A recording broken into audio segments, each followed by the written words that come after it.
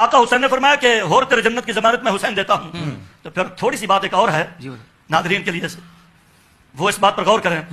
جو حضرت ہور سپاہ یزید سے پلٹ کر آقا حسین کی بارگاہ میں آ جائے وہ تو ہے جنتی، اس میں کوئی شک والی بات نہیں.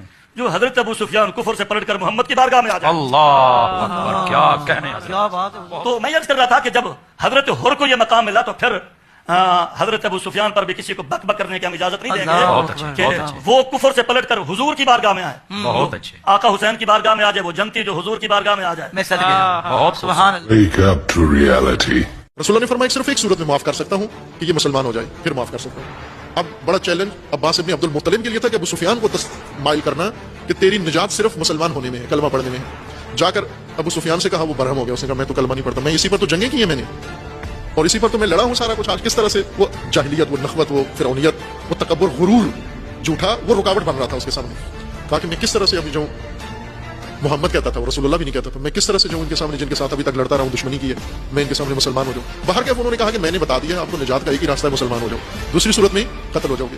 اب اس کو جان بھی بچانی تھی اپنی، اور زیرک بھی بہت تھا. باہر کیا اس نے سوچ کے مہلت مانگی، مہلت لے کر اس نے سوچا اور پھر فیصلہ کیا مسلمان ہوتا ہوں. مسلمان ہو کر مسلمان ہونے کے لیے رسول اللہ کے پاس آیا، اور آ کر یہ نہیں کہا کہ میں معذرت چاہتا ہوں، معافی مانگتا ہوں، میں نے بہت ظلم کیا، میں گمراہ تھا، کچھ بھی نہیں کہا.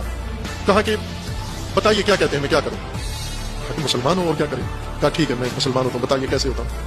تو رسول اللہ نے کلمہ پڑھا اور کہا کہ یہ پڑھو لا الہ الا اللہ. اس نے نہیں پڑھا. عباس ابن عبد المطلب نے کہا کہ یہ پڑھنا پڑے گا تمہیں، چونکہ وہ لات و حبل کو اللہ مانتا تھا، وہ بتوں کو اللہ، اور ابھی تک مان رہا تھا، اسی حالت میں مان رہا تھا. اب کس طرح سے اس کے منہ سے نکلے لا الہ الا اللہ. باہر کیف تکرار کرنا پڑا. 2-3 دفعہ کے تکرار پر اس نے دھیمے سے آواز میں بادل ناخواستہ کہہ دیا لا الہ الا اللہ. اب آگے دوسرا حصہ کہا کہ پڑھو محمد الرسول اللہ. اٹھ کے کھڑا ہو گیا، کہا یہ تو کبھی نہیں پڑھوں گا میں، یہ ایسا نہیں پڑھوں گا میں، اور چلا گیا.